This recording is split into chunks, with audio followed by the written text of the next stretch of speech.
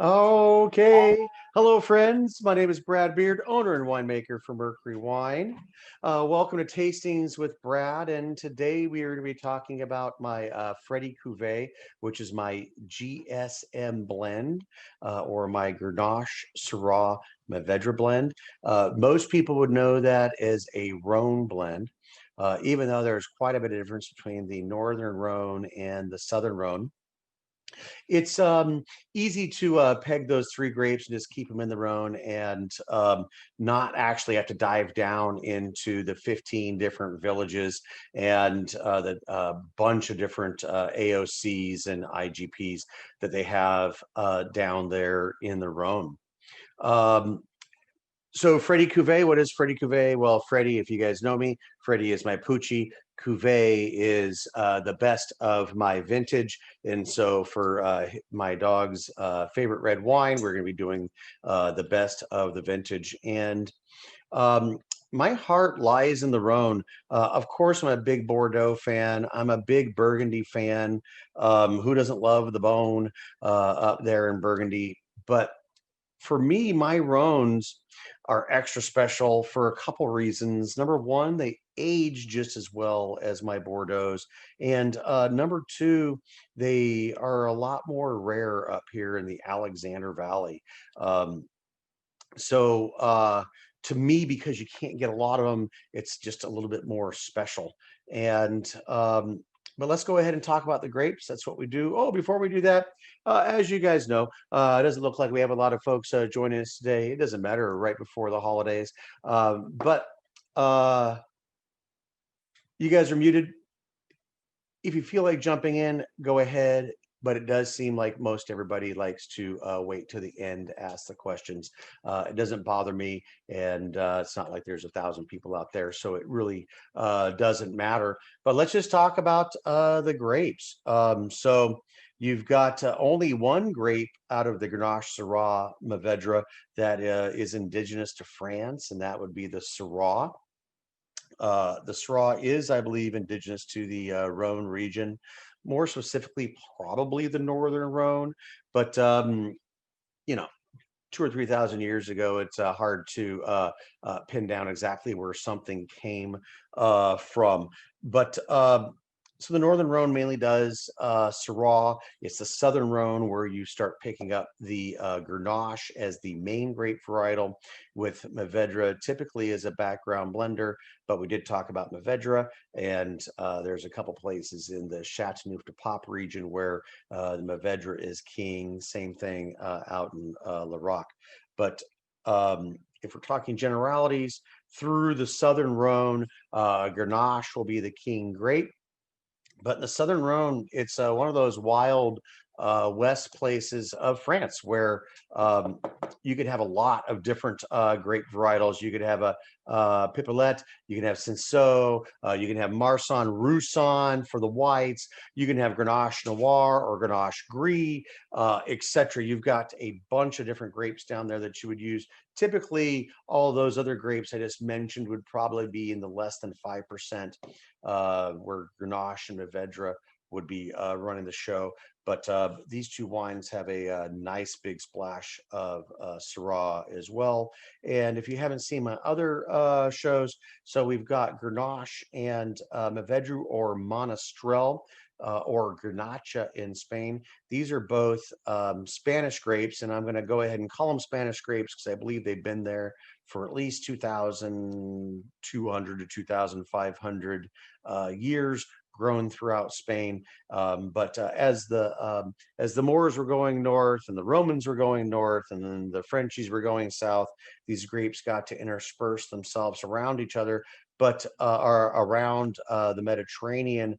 But they grow fantastically in both places.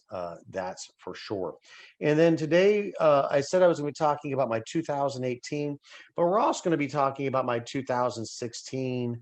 Um, the blends are slightly different, but there's a pretty big difference in them. And of course, we've got the big year difference as well. So we'll be talking about those. One other thing about the Rhone, it would be hard to find just a Grenache Syrah Mourvedre blend Typically, in the Southern Rhone, you'll get all three, maybe a lot less Syrah, maybe a little more Cinsault, a little more Grenache Noir, but you'll get good representation if you were just going to go ahead and get uh, a Rhone varietal or a Côte Rôtie all Syrah from the north. That's only going to be blended with the white, but then you've got the Côte du Rhône to the south, where you're going to have a lot more of the red blends. The reds are absolutely dominant. Down in the south as well, you've got Marsan, Roussan, and Viognier going on down there, but only about 10% of the production. Oh, the other thing down in Southern Rhone, they do some rosés as well. They'll do Grenache rosés, but actually the majority is more Mourvedre rosés. And I think I mentioned last week that I've got a fantastic Mourvedre rosé coming along. So let's talk about these two wines that I have today. So my 2016, that is to my left. Woo! Good thing I put them in two different bottles, or I wouldn't have known the difference. So my 2016 is 40% Mourvedre, 30% Grenache, and 30% Syrah.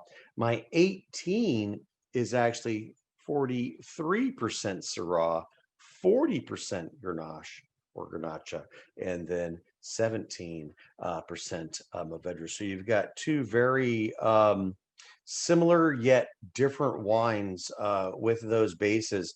I try to find through lines in all my wines, and when I'm making the blends, I'm truly trying to make the best blend on that particular day, and so that's why they will change, and that's why they should change. If I kept the same blend every year, there's going to be years that it's not as good, or I would say it was the same blend, and then I would make it taste differently, and then not put the right things on the label. So that's really important, especially for a small producer like me, where year to year we have differences in the vineyard, differences in the growing season. 16 was 2 years out of the drought. 18 probably everything was fantastic that year. Beautiful flavors, beautiful fruit, not in a drought. 19 probably leading into a drought. I'm going to go ahead and call it with no rain here at the end of 2020. We are possibly going into another drought. So we have all those things affecting the grapes. And so I'm just trying to make the best wine that I possibly can. That's why the blends will either be the same or they will be different. But let's go ahead and start with the 2016. In 2016, a lot of my wines ended up with a darker, richer, maybe even a Tootsie Roll chocolate type of nose or a vintage nose. This one's not disappointing there. A very vintagey, earthy nose. Definitely black cherries, a nice vibrant plum running through there. Not a stewed plum or anything, but darker cherries, more of a vibrant plum. You can tell this wine has got good strong acid to it. Not quite as dark as a Cabernet, but definitely in that ruby color. The 18, a shade, 2 shades darker. That might be because it had a smidgen more of the Syrah versus Mourvedre, but the 18 just a little bit darker than the 16.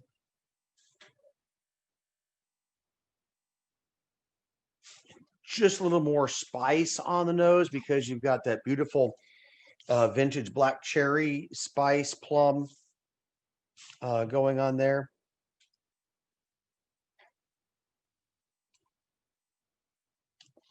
The acid, I can feel it's a nice high acid wine.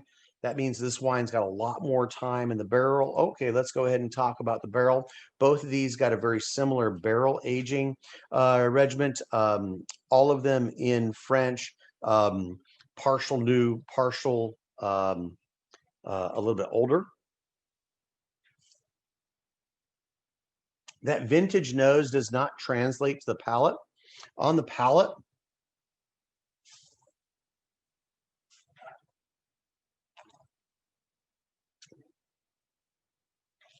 a little more earthy notes.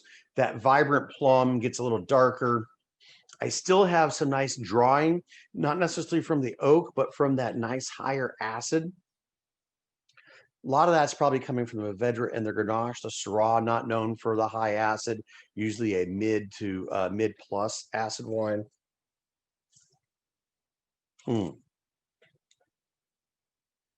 Still really high notes here, even though this wine's got a couple of extra years to this one. We haven't gotten into that yet, but this wine to me, vibrant, rich, fruity, fantastic. I would say your lamb, your funkier cheeses will do good with this wine, especially if that lamb has a little bit of fat in there. That'll help balance that higher acid. This wine just being younger, so a little bit fruitier. So I would go with a more vibrant plum, brighter cherry, not a black cherry on the nose. Picking up some baking spices on the back part there.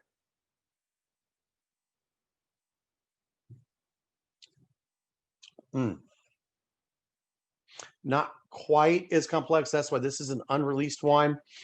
We just bottled this a couple of months ago, so I'm going to let it develop in the bottle probably for another 4 or 5, maybe 6, 7, 8 months.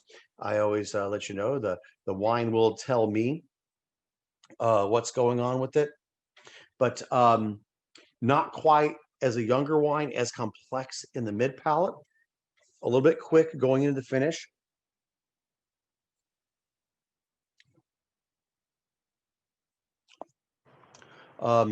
Those baking spices come through. Actually, the baking spices do come through on the tip of the tongue, which typically those would be a flavor profile you would meet in the middle to the finish. Might be because there's a bit more Syrah in this, or the Mourvedre was a little more, if I recall, because we just tasted the Mourvedre, the element last week, and if I recall, the Mourvedre had a lot of baking spices on the 2018. So I'm going to say actually the Mourvedre is bringing that higher level baking spice to the game. But it, who knows exactly where this wine's going to go, but I do know my wines. I suspect that baking spice is going to move its way to the finish, and that's going to add to the complexity of those darker notes in there. The vanilla flavors are a little bit more prominent in that because this just got off oak and into the barrel. Again, I'm not looking to over oak or heavily oak my wines, but they do need to be there. Where this one, the oak is a little bit more integrated, and I'm not getting quite as much of that vanilla.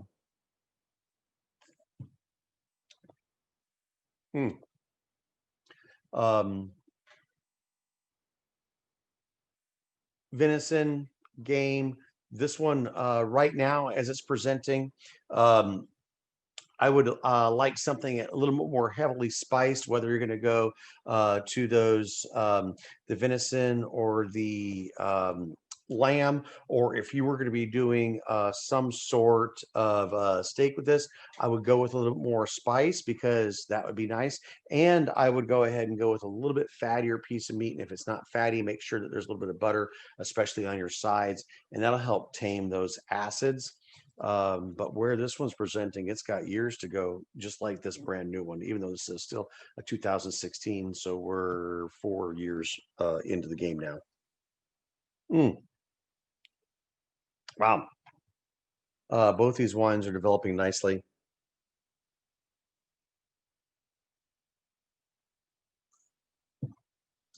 This one's not developing as quickly because it was recently bottled, like I said.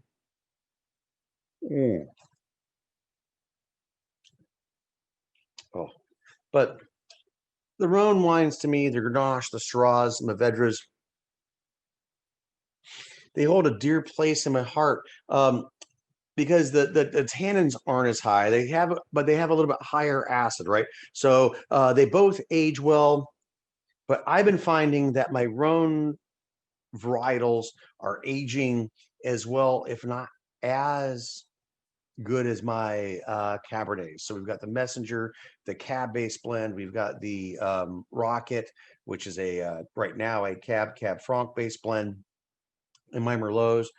My Rhones are aging just as beautifully, and in some cases, even in my personal opinion, better.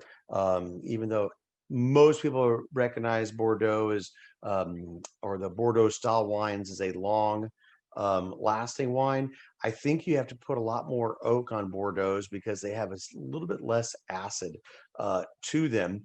And so you'll need a little more tannin to help them age longer, where this wine comes with its own built-in nice medium tannins and nice medium plus, maybe plus acid, and that allows it to age a little longer. Oh man, so delicious. I wish I had a little piece of something to eat right now. But there we go. That's what I've got to say about these wines. I can see that we have a couple folks out there. Do we have any questions for Brad today?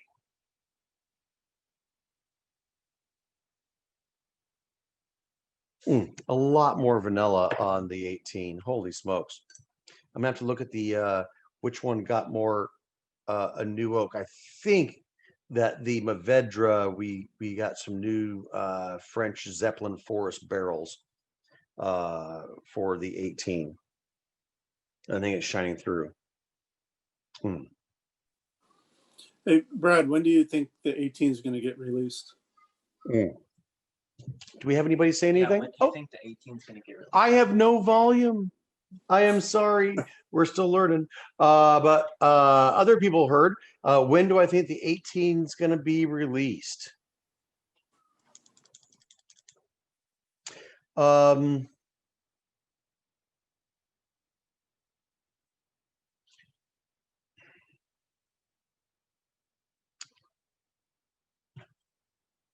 I was enjoying this wine when we did the blending party. That was October, and it had just been in the bottle for a couple of months at that point. And if I'm recalling how it's developing probably a little faster than I suspected. So I would assume that we would release the 18 May or June. I would love, as a business person, I would love to release it in May, because then I can put it into the wine club. But always, as the wine develops, I'll make the decision, right before that. But I'm suspecting May. That's a good 5-6 months. I'm going to say this will probably be released in the May club. And then if anybody else has a question, if you could talk to me. I think we got our volume figured out. Hola, como está? Hey, I've got one bottle of the 12 left. Oh my God. Is it the reserve or the non-reserve? Oh, let me look. I gotta go in the other room. Okay. I gotta go deep in that cellar. Here, let me. Oh, my camera just died on me here. Let me see if I can get this to work more effectively. I can actually speak to the 12s because we over the last couple of months. This is the 12. All right. Over my last and the couple reserve. months with was it non-reserve or reserve? It says reserve right there on the label. Oh, I can see it now. All right. The reserve gets a year longer in the barrel. So instead of 2 years, it gets to 3. The reserve barrels I'll typically pick the barrels that had the new oak on them to go for the reserves. So I built them to go a little longer. But like I was saying, we got to enjoy Freddie Cuvées just a couple of months ago. at the happy hour, and they were tasting fantastic. So if you have just one, I would recommend, and I know your palate, so I would recommend easily 2 to 3 more years without a problem. Okay. But your next question should be, if I drink this one now, can I get another? And I think I've got Yeah. 1 or 2 reserves left of the 2012. So if you loved it, you can replace it, I believe. Yeah, I was thinking about having it at Christmas, having prime rib. all the- Will be fantastic with that. Like I was saying, it's got a little bit higher acid than a Cabernet, not much, just a little bit. And because I put the reserve on the newer French oak for an extra year, we have those extra tannins. And knowing you as a fantastic chef, I think that that would be a stunning wine with a prime rib. Okay, speaking of fantastic chef, now here's the tangent. You brought this up. My kids always love to have German food or whenever they're home. Whenever they're home, Daddy, let's make schnitzel. They like the Vienna style. I like the Jaeger style, whatevs. Or we'll have rouladen, or we'll have sauerbraten. And, with all the good stuff, we got the kraut, we got the knödel, we got the rolled coal, make grandma's cucumber salad. What is a good wine to go along with schnitzel? Well, besides the schnitzel, you're talking about a lot of high acid. So, Yes. the sausages have good fat, the schnitzel has good fat, but then you're talking about a lot of high acids to balance that. And if we're talking about the Germans, we're talking about beer, and that's why that middle of the road beer can go so nicely with it. A darker or a medium bodied beer can stand up to those two things. So I'm going to have to say that it's to balance mustard. You guys got mustard in there, I'm sure. We've got all those high acids. It's going to be something that it's going to be the Zinfandel. Because, and this is what I would do. I would have the schnitzel in those types of things. I would relegate the things that have a little bit higher fats and not a lot of those external acids. I would try to eat those along with it, but those nice brighter fruits. So those brighter strawberries, those brighter cherries, the plums are going to hold up to that higher acid better. Otherwise, you would need to roll into a white, but I wouldn't want to enjoy the white wine with a sausage or a the only thing that might Axina or Albarino if you're feeling it. And then I want you to please report back to me if I was completely wrong. And if I was, I will replace your bottle of either one that you opened for that. But now I'm just thinking about, because you need that bright fruit to stand up to that high acid, right? In my Albarino and the Axina has those really bright fruit characteristics. Yeah, big. So big. if it was going to be a white Albarino Axina, if it's going to be the red Zin Merlot, most likely Zin. But there also could be some fighting components in there because a lot of times, especially during the holidays, you're throwing in some extra spices along with the that sharp acidity. That's it. That's it. My two choices are Sister Zin, Albarino, Axina. Well, my mother used to love having that Gewürzt, a rather sweet Gewürzt, and I was like, that was just not for me. But that was for her, so what are you gonna do? But there's that nice bit of spice to the Gewürz, and the reason why I picked the Axina because it has that perception of sweetness, although it finishes nice and dry. So that perception of sweetness can balance the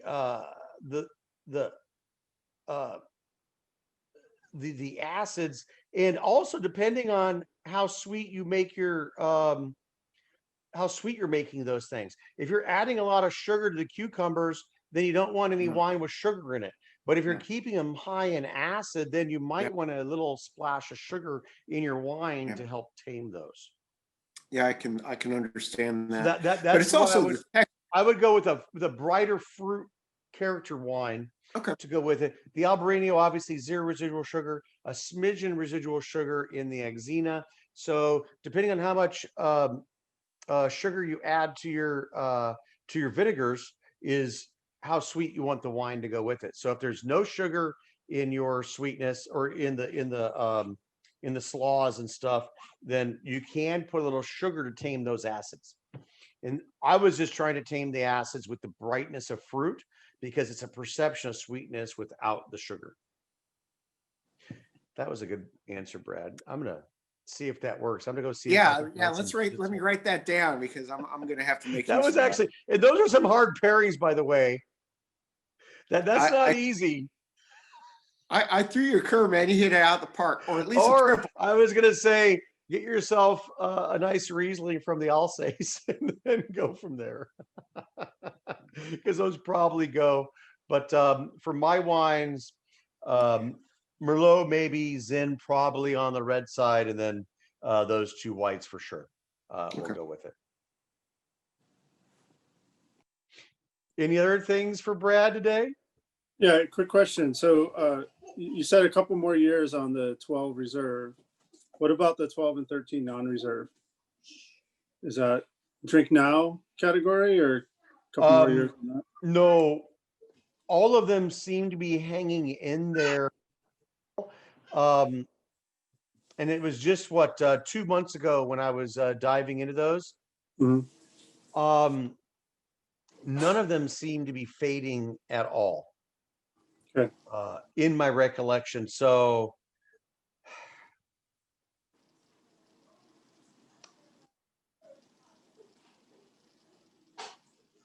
all of them are fine. And I'm also remembering the because I just drank the 13 Movedra. It's like it has no chance of going bad in the next 2 years. It's just such a full-bodied, ready to go wine. None of those wines are losing steam right now. The 16, to me, it's just got that, dark Tootsie Roll with that. Oh, well, actually, okay, now it's just gone to a nice chocolate versus a Tootsie Roll.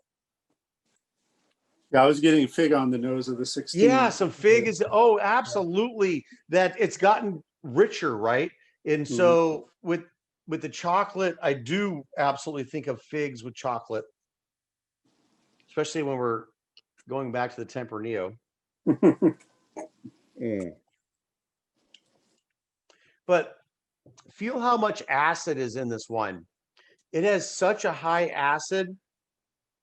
I think this wine might outlive all of my wines because right now it's showing nothing to me of softening. Where I don't know what I did there. Oh yeah. Oh, that's absolutely because right now the 18 is slightly more approachable.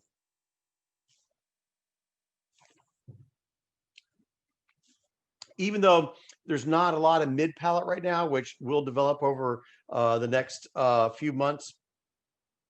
The nose is a little bit more approachable than this one, but right now, because these were just opened right before the show, so now we're a half an hour in. We're starting to get figs, chocolate, cherries coming through. But that's got such a high acid. I just wonder how long this wine is going to go. But I would really well, I know that you, Brian, you and I'll be discussing this wine over the next couple of years. I really would be curious to see where it's at next year, the year after. Because right now if I was planning on opening this, I would plan on food or at least some rich fatty cheeses. I would love a double cream wheel right now, maybe some of my little puff pastry and oh, that's exactly what I want. Right now, what I want with that wine, I can see how it would actually pair perfectly. Right now, I want where I wrapped up in the puff pastry, the little that little cheese wheel, and then I added the ham and that spicy mustard.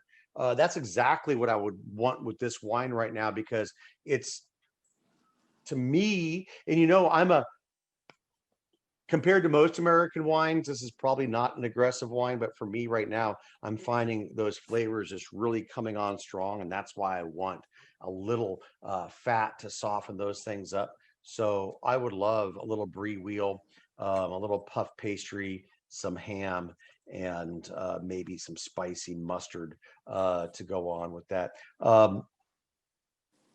Filet would probably be good. I would definitely baste it with some fat. That's a wine right now that I think just needs a little bit of fat on the palate.